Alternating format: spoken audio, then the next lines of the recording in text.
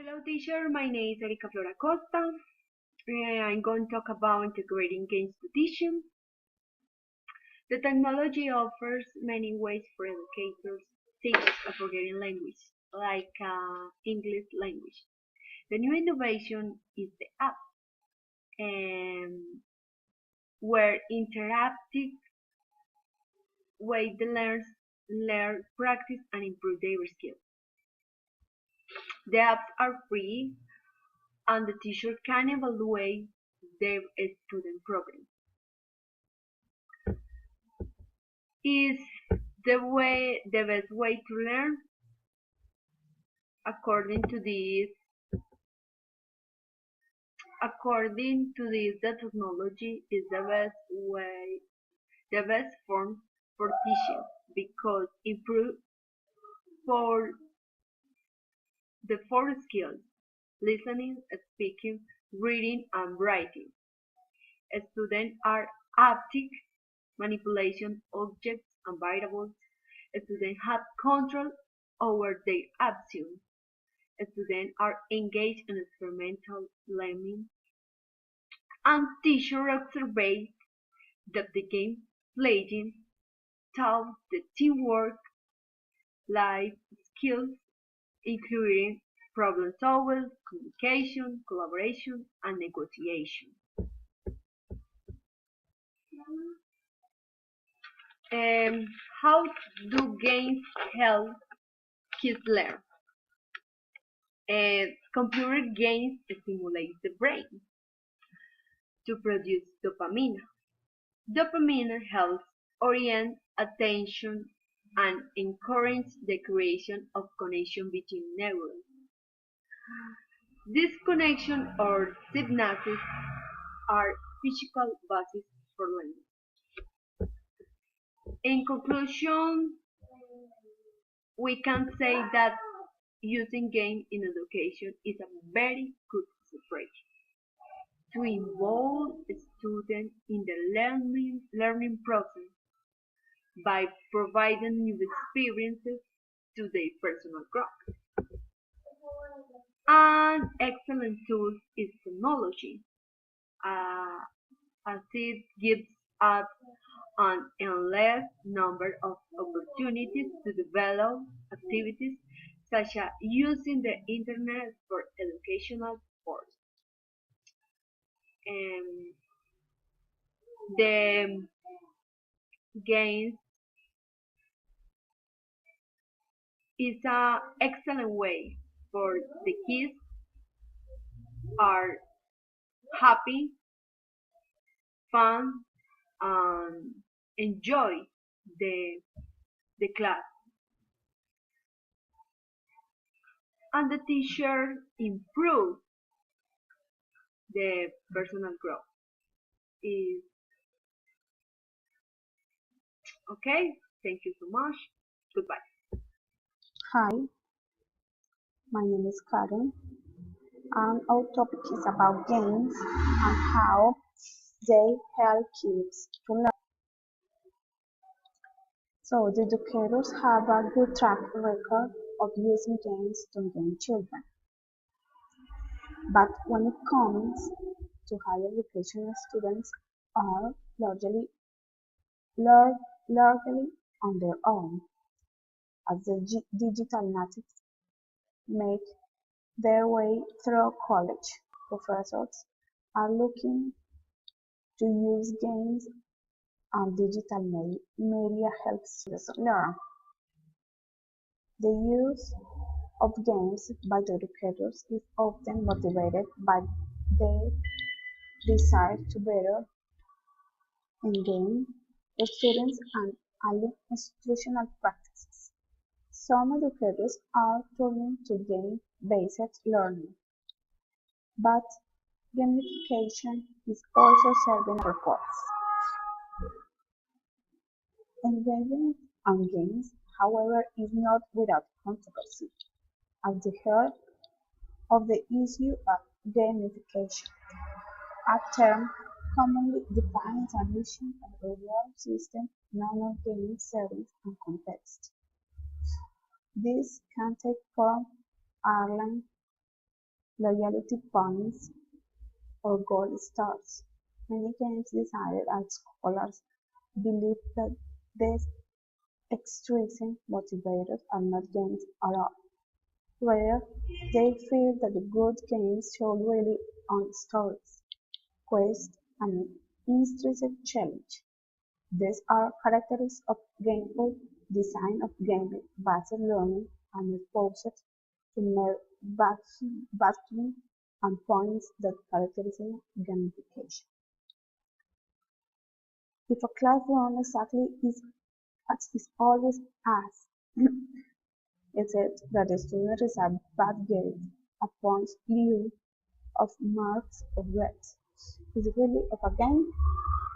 That is a question whether if a student's performance improves due they draw intrinsic lures.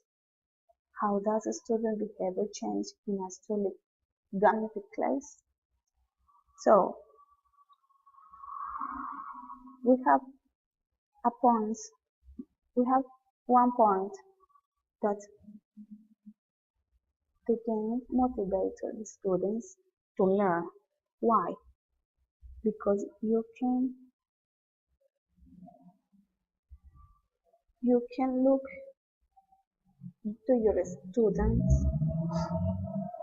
um, how can learn and be fine. It's fun. So first step, the big challenge is to make to learning objective integral to gameplay. Once you have done, you can use games too. Make learning fun, leave it up to everyone, motivate your students to learn outside the classroom, and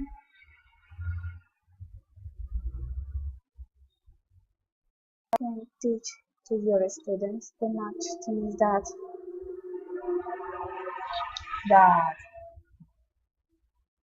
for example skills like learning, like listening, speaking, writing and reading. Because the games have all about that skills. So can you can show to your students that they can learn with games. Okay, this is all for me. Thank you and bye. Hello class, my name is Alexander Perez, and in order to continue with the topic using games in teaching, we summarize all the information that my partners gave to you at the first parts of this video, and we create this presentation.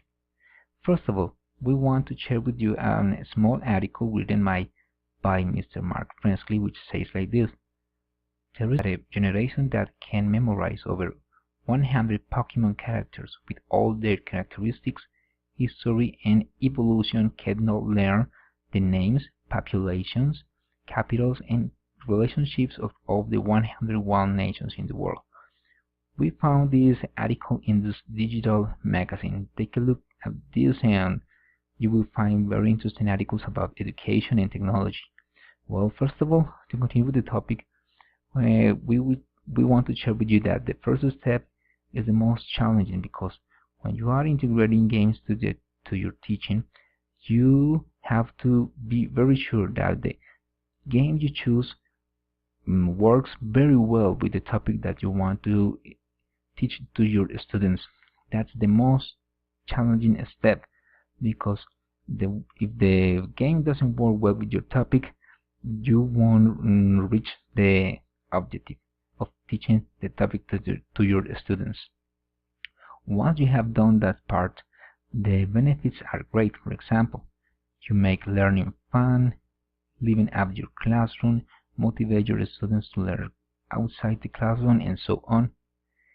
In our search for information about this topic, we found this: game-based learning. What is game-based learning? Well, we can tell you that that's a guide that you can follow. They give you a very specific and detailed tips to help you in the process to integrate games to your teaching.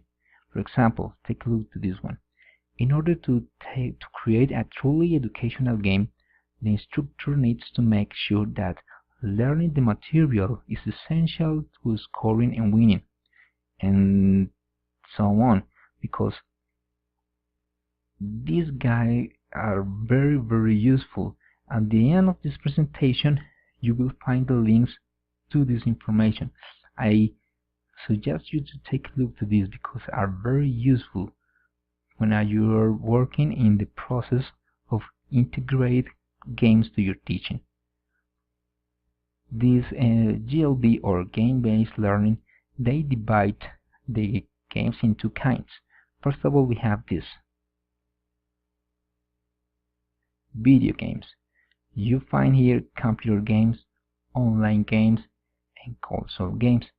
There are games that are ready-made for educational purposes, or you can adapt common games for educational purposes too. These games are very popular with the kids because I think that all the kids love video games, so they are very useful when you want to catch the attention of your students. By the other hand, we have the traditional games, which are classroom games. In this category includes board games and card games and all kinds of activities that you can imagine and create to work with your students in the classroom.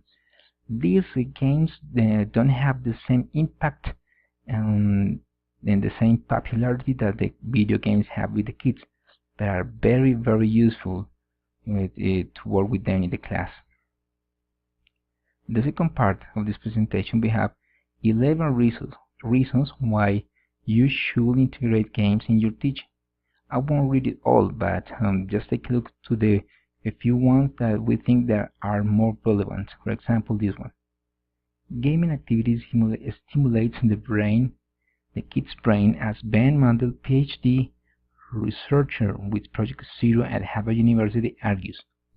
Kids learn through all their senses, and they like to touch and manipulate things. That's a very good reason why you integrate games in your teaching. When you have a group, say about 30 students, every student is a different world. So reach the attention or approaches to each student is very difficult. So games help us to reach more efficiently to every student. For example, like says here, students have different learning styles, and games can cater to all these styles: auditory, kinesthetic, tactile, and visual learners. So the games are very useful to approach or add to all your students, no matter what kind of style of learning your students have. Another reason that is very important is this. Games enhances students' motor skills coordination, an essential element for carrying on functional activities throughout their entire lives. Because with games, your students are not sitting on their chairs, they are moving around the classroom, or even you include them in outdoors activities. So this is a very good strategy to make a good contribution to the motor skills coordination of your students. Another good reason is this one. According to Richard Van Eck, games and play can be effective learning environments, not because they are fun, but because they are immersive, require the player to make frequent important decisions, have clear goals, adapt to each player individually, and involve a social network. This is very important. As we learned this semester, social networks can be not only used for fun, we integrate social network for educational purposes. So this is a very good reason to integrate games in your teaching. Another one, this one, is very important. Most of popular games develop communities around them. These communities are what James Polgy called affinity space. In these gaming affinity spaces, gamers get to share ideas, use group problem definition and problem solving, socialize, and develop social skills. So with games you can teach to your students how to work with other people, to work in group, no matter that the people are not in the same place with the student. People can be very, very far, and the student can be in contact with them using the technology that we have today.